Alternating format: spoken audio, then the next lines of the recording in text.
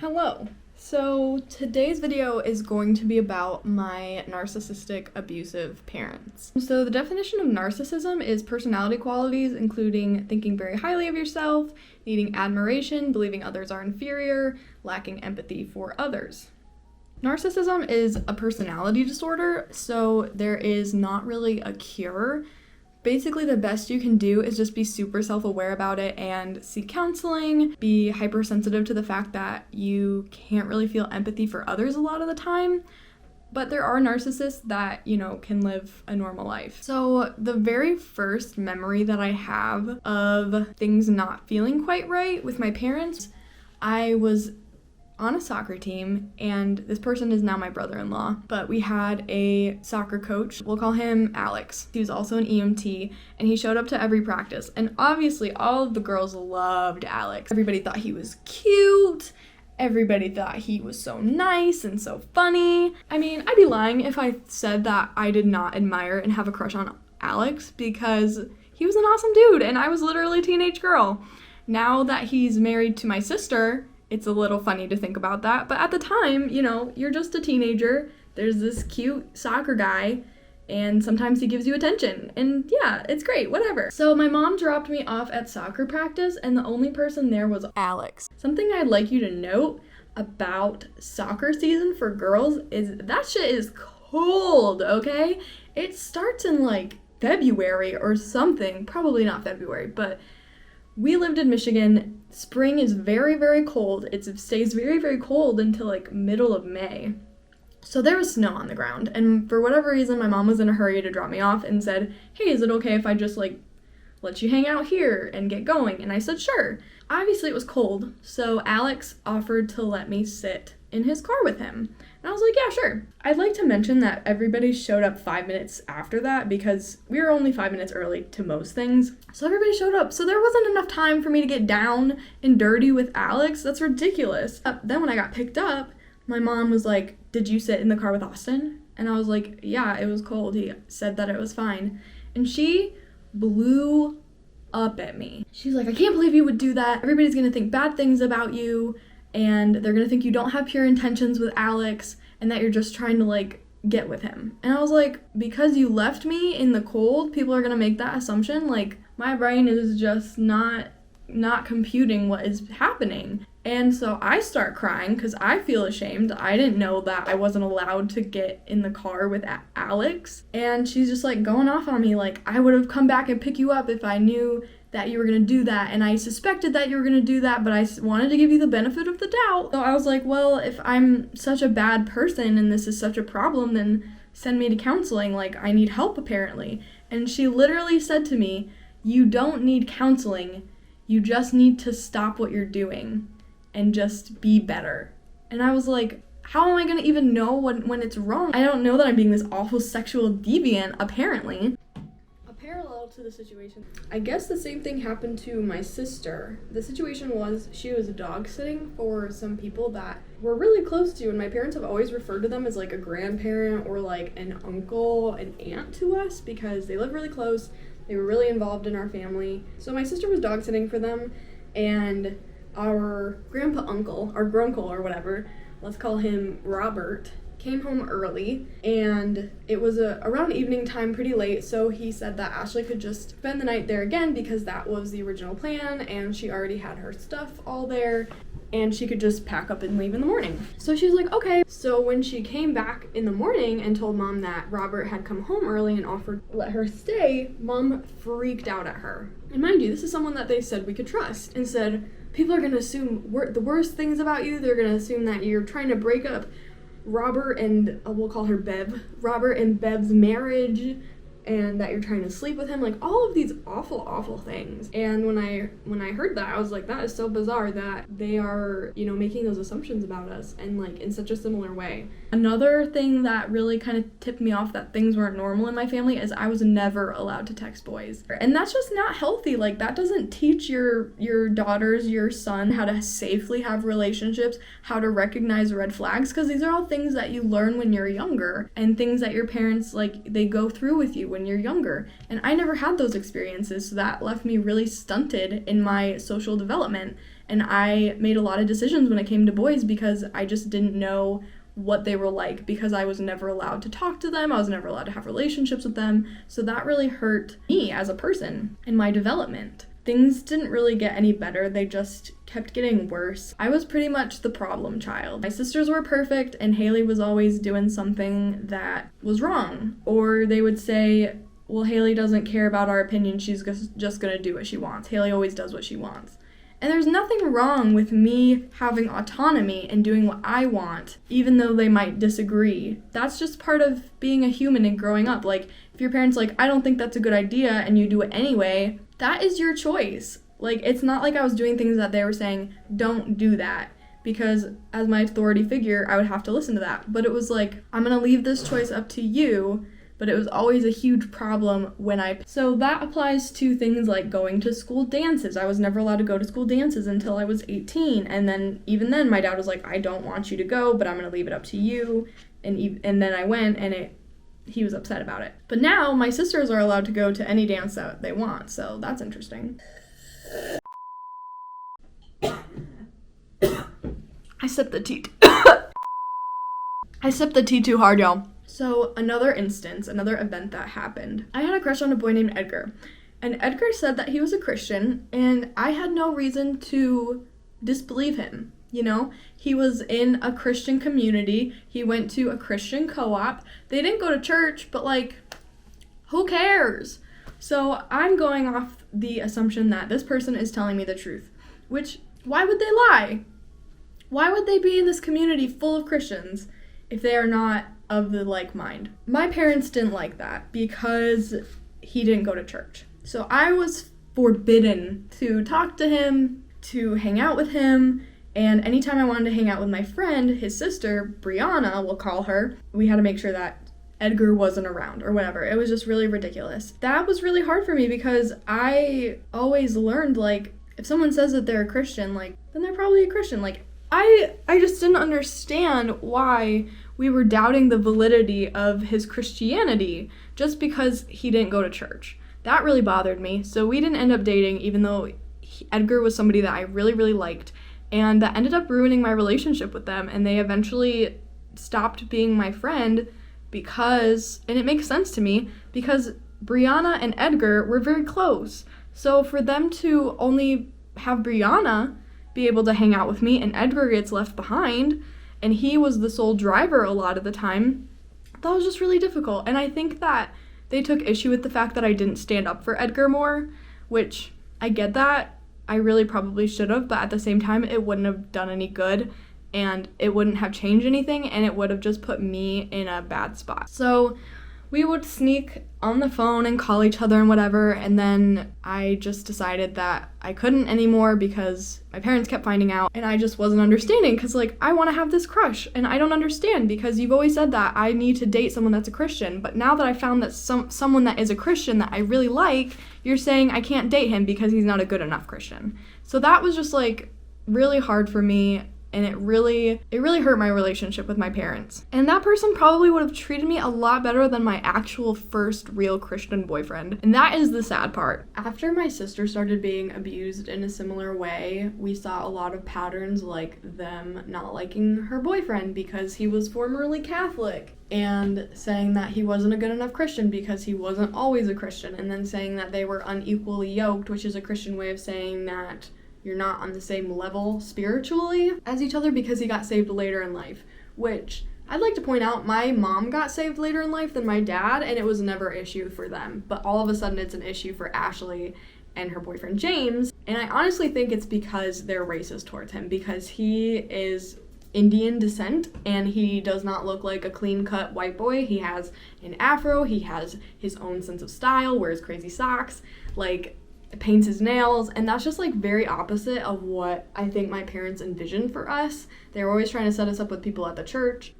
So once I hit high school, I was just always fighting with my parents. I remember one time I worked at a specialty grocery store that had a bar. You could get alcohol and walk around the store. A lot of the time when you're a bartender and you have regulars, they want to know what's on tap because it's always changing, so they know, oh, do I want to drive all the way into town to get my keg of beer, or is it not going to be worth it because there's not even good flavors? So I would like give them my number, or they could call the store, or they could call the bar and I would let them know. But since I really liked and trusted these people and they were regulars all the time, I was like, yeah, I'll just give you my number. He had a friend that was a girl and his number, they both asked for it, so I was like, okay, I will do that for you. Bad idea. What is it? Retrospect is 2020. I don't know the saying. So he made inappropriate comments to me, and I told his friend, who was a girl, and she really didn't appreciate that he did those things and said those things and confronted him and was like, she's underage, you shouldn't be asking her out for drinks, like what's wrong with you? And he was really upset because in his mind put like a wedge in between their friendship, which maybe don't be a shitty person asking underage girls out. Like, I don't know.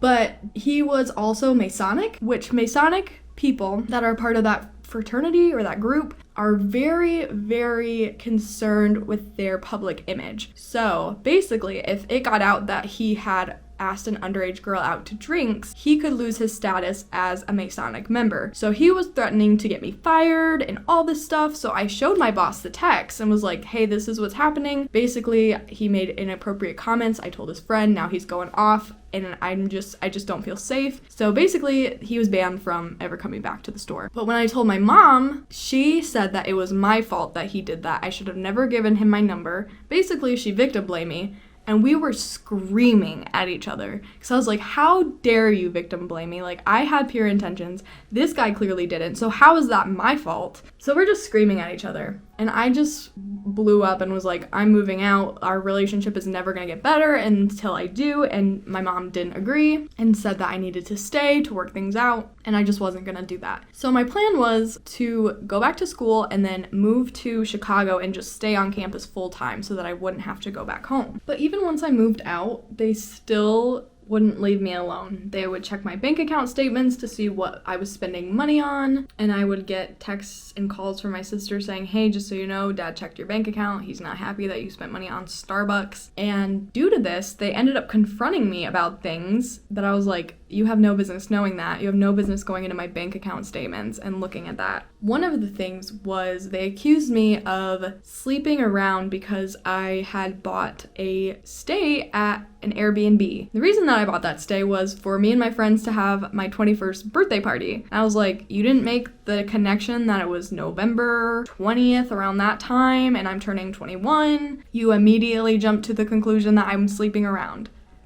Okay. The other thing that they found in my bank account statements was I had bought a bowl for smoking, and I lied about that and said that that was for a friend. So needless to say, every time that they came, it was always so awkward, and I just didn't want to be around them, and they made things really difficult. And there was also a situation where I wanted a more reliable car because I was going back and forth from Chicago, and I had a 1999 Jetta that had glow plugs and sometimes it wouldn't start. So I was just talking to my dad at this church event that I was thinking about getting a new car. And he got so angry and upset and was saying that he wasn't gonna help me with cars or maintenance or anything like that if I got rid of the Jetta, and I was just so confused. And I came to find out later that he didn't want me to get rid of it because he wanted it for my sister and they were planning to help me get a new car. But I was like, why couldn't you have just said that? Like, oh, actually don't sell your car because we're gonna replace it and I really want it for Katie. But that conversation didn't happen. It was just about me being this selfish, wicked girl who wanted a new car. Part of the reason I think that he got so upset is narcissists want to put you in a position where they can swoop in and save you. So I think the goal was to get me to a point where my car was really unreliable and then my parents would have helped me buy one, and that would have been their savior moment for me,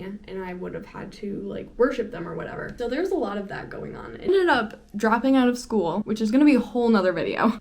But things went really bad in college and I ended up moving back home for my own mental health. And when I did that, my mom started accusing me of things again. One of the things that she accused me of was owning soap for STDs STDs. And what she was talking about was green soap for tattoos and piercings that they give you after you get something pierced to clean the open wound. And she said to me that she had to bleach the bathtub before she could even take a bath because she was so disgusted thinking about the fact that I might have STDs. I was like, so when you Googled what antiseptic soap was and you saw that it said STDs, did it also happen to say things like, I don't know, tattoos or piercings maybe? And she was like, yeah.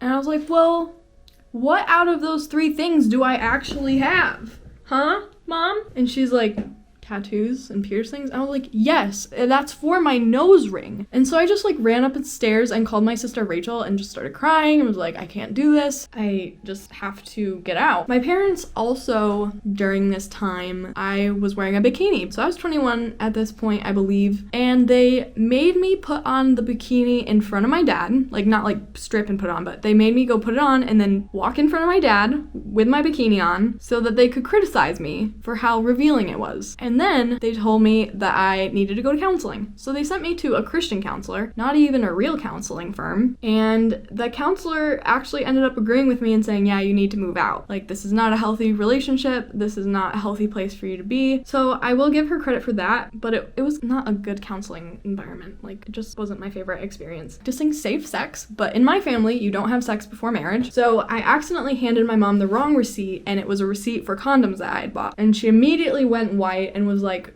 why do you have this? And I said, well, it's just in case. She said, just in case of what? And I was like, obviously, you know the answer to this. Just in case. What do you think I'm using it for? Balloon animals?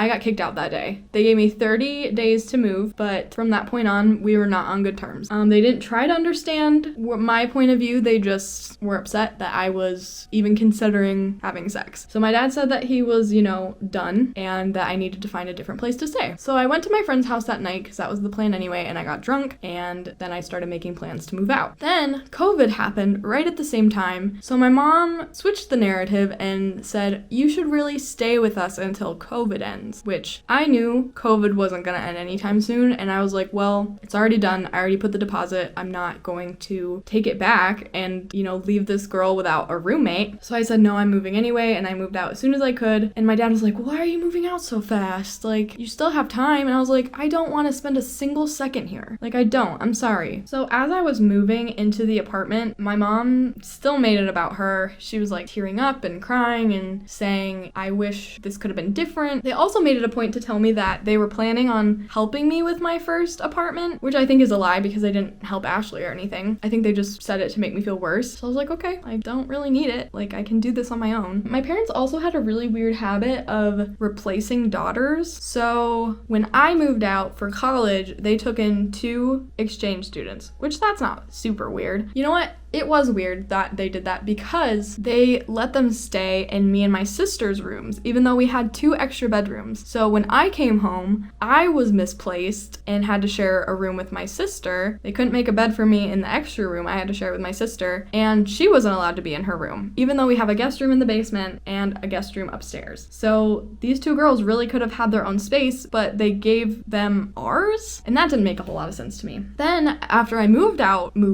they took in a girl named, we'll call her Harley, and gave her a place to live. But they didn't tell me. I had 1 week or so left, and I came home from Sam's Club because I worked till midnight, and there was this dog treat van, like a creeper van, at the bottom of my driveway. I thought I was gonna get murdered. So I'm like booking it inside, and I see Harley there, and I'm like, hey Harley, what's going on? Like, you just stay in the night? And she literally went, oh, I'm actually staying here for a while.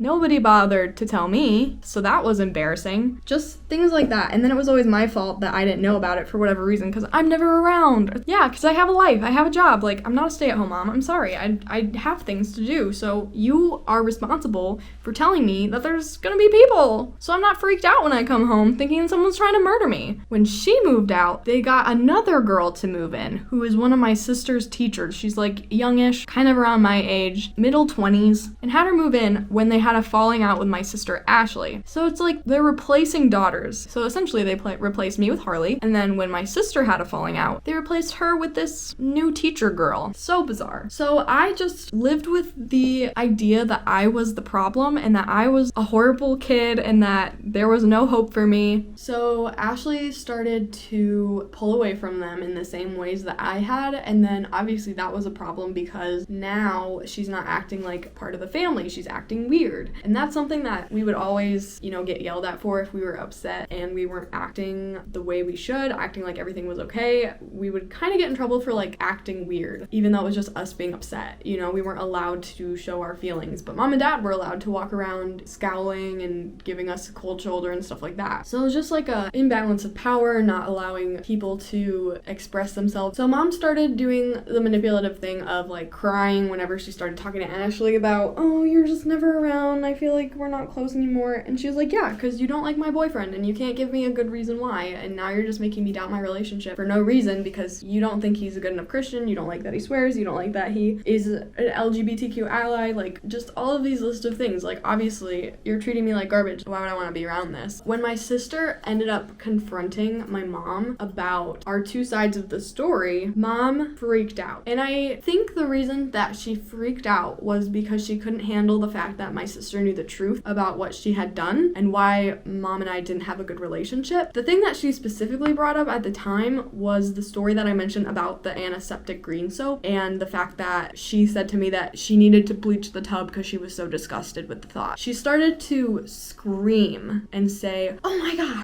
I can't believe this, hyperventilating, screaming, trying to leave the house without her cell phone and get in the car. And my sister Ashley had to tackle her because she knew what she was trying to do. She was trying to leave so she could hurt herself. And so my sister is panicking. My mom has locked herself in her bathroom. My sister calls my dad to come home. Mom is freaking out, like, I don't know what to do. She won't even open the door for my dad. My sister comes downstairs and is like, immediately, what did you do to mom? Because mom is always victimizing herself in these situations. And then after mom kind of calms down, she tells Ashley that she was believing Satan's lie that we would be better off without her. So basically gonna go kill herself. That is really something you should not tell your child. Like, you need to tell that to your counselor, not that she has one.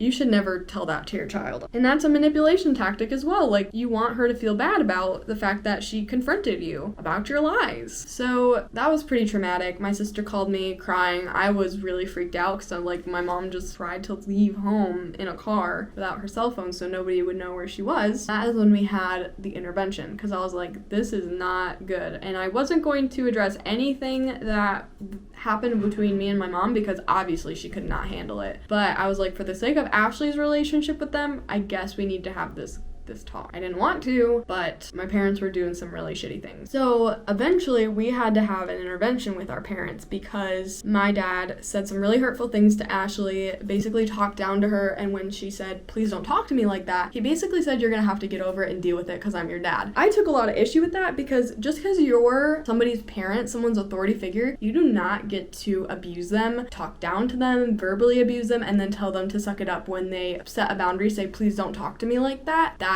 is not okay with me. So I went to their house. They kept trying to talk about all of the stuff that had happened with mom because they're basically like, you're lying to Ashley. We want to talk about it so that we can expose your lies, which is basically just them lying to cover their ass. And Ashley and I were like, no, we're not talking about this. It's not going to do any good. And I think by this point, Ashley knew that because mom at that point had started lying about things that she said. Like, Ashley would confront her, like, it really bothered me that you said gay people are possessed. And mom would say, I never said that. And like, that's a pretty hard thing to forget someone saying. So Ashley at this point knew that there was really no use in trying to figure things out. So she stood up for me in that moment, was like, we're not talking about that. Move on. During this conversation, I brought up the fact that dad had said what he said. And I said, that's disrespectful. You do not get to talk to people like that. She's an adult. At this point, you have a peer relationship over a adult-child relationship because she's an adult now. So it's an adult and adult-child relationship. So it has to look different. You cannot talk down to her like this. I was like, do you think what you did was wrong? Do you think that you could have handled that in a better way? And I was like,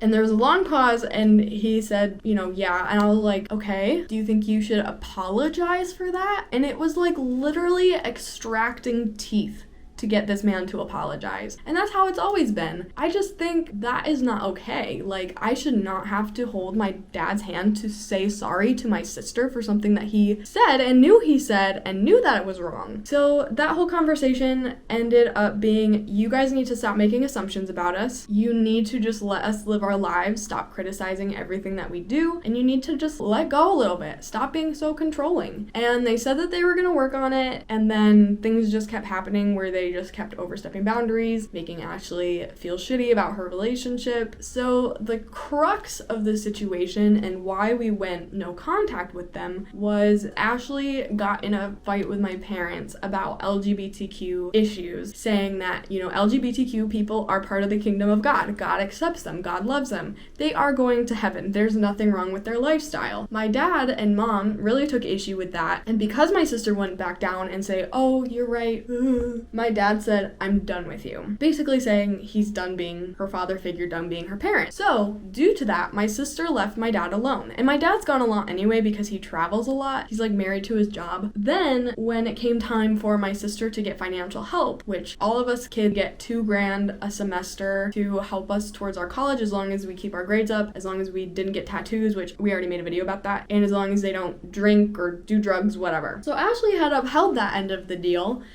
And when it came time for her to reach out for her money to put towards her school, my dad basically said, oh, I need to call you about that, and made her call him, which is a power move. I think that's also wrong. And then ruined her day by saying, you treat me like I have leprosy, which is a biblical disease if you don't know what that is. Basically, you treat me like I have a disease, you act like you don't want to be part of this family, so I don't feel comfortable giving you money that is meant for family and family expenses. So basically saying, because you're not acting in the way that I want you to, even though I said I was done with you, you don't get these benefits. So he had time to ruin my sister's day with that phone call, but when I called him 5 minutes later to, go to town and give him a piece of my mind, he couldn't be bothered to pick up the phone. Neither of my parents could be bothered to pick up the phone. I called, I don't think I texted, but I definitely left a message to both of them saying, hey, this is a big decision that you're making that is going to affect the dynamic of our family. You need to think about this and hear me out before you do this. Neither of them could be bothered to give me a call back after multiple hours, so I just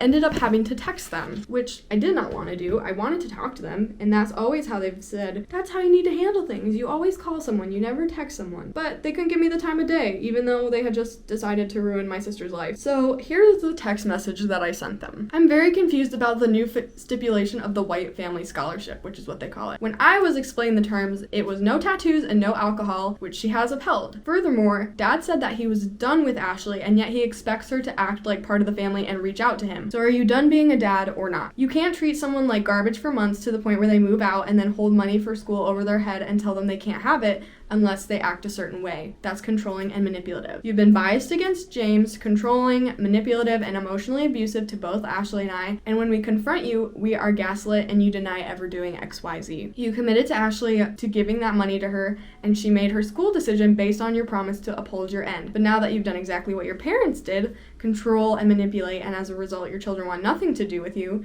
you use financial stress as a bargaining chip and say that you're not comfortable giving someone money that doesn't act like they're part of the family, when again, you said you were done being a parent. I'm not comfortable being in a family that conditionally loves as long as everybody's playing their part and acting the role of dutiful daughter, and when you have done your best to push us away by not taking responsibility for the hurt you've caused us. As a result, Ashley and I have decided to go no contact with both of you. You will not contact either of us for any reason, as Ashley no longer wants or needs your financial assistance. I highly suggest you seek counseling for your control and manipulation tendencies if you do not want to see this pattern repeat with Katie. Katie is my youngest sister that is still in that situation, which really is hard and really sucks, and I know that she doesn't understand what's going on. During this whole situation of me falling out with my parents and I guess just making decisions that they didn't like, my mom started a smear campaign against me and started lying about the things that I'd done, making them seem a lot worse to my sisters. So I actually lost my relationship with my sister Ashley and Katie. Like, I still don't have a relationship with Katie, but I lost my relationship with my sister Ashley for 2 years, like I said, until she reached out because she was being abused. That is definitely definitely really hard. And even though we've put that boundary in place of don't message us, don't whatever, my mom still tries to create group chats with us on different social media platforms like Snapchat and stuff. Continued sending my sister text messages even though she was blocked, and for whatever reason, her computer allowed those messages to come through. She has a Mac, so I guess you have to block people on your Mac as well, otherwise the messages keep coming through. So she kept sending my sister messages through there. They opened legal government tax documents to slip a letter in because my sister sent the letter back without opening it, and also like put the check for her school money basically as an olive branch.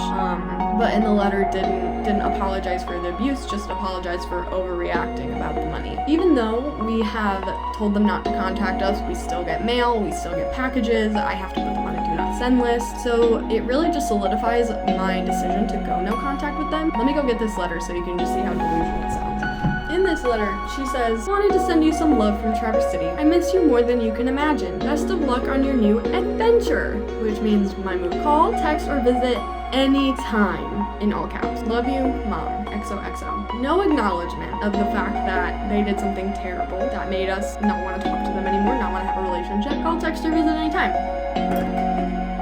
Great.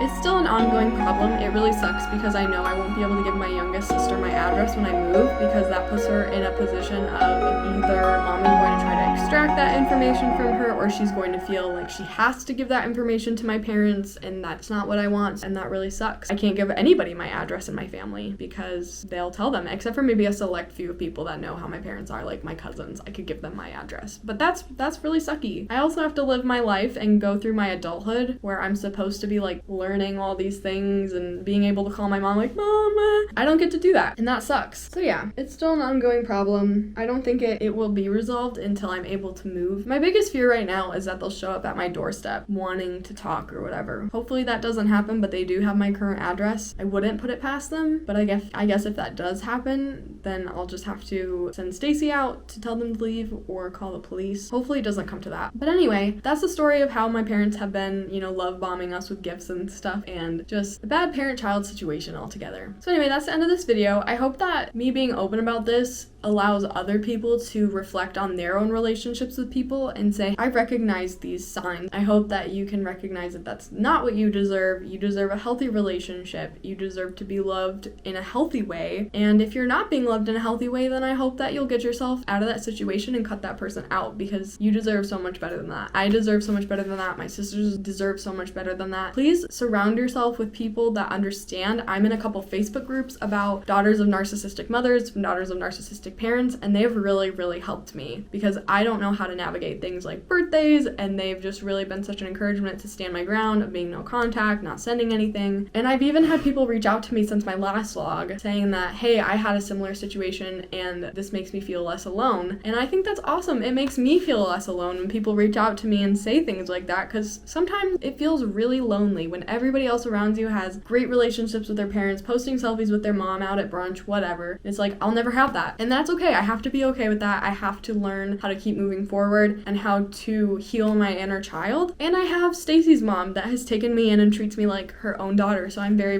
thankful for that. I'm very thankful for her, and I'm very grateful for that relationship that we have. I honestly feel like I'm closer to her than my own mom, and we're very similar in a lot of freakishly weird ways. So I'm very thankful for that relationship. That's another thing that my mom would always get really upset about, though, is whenever I called like my boyfriend's mom's mom, she would just get so jealous that she would cry. It was the most bizarre thing. Anyway, please like and subscribe, follow, give me your thoughts on this video, share your experiences in the comments, and most importantly, let me know what you want to see next. And until next time, peace.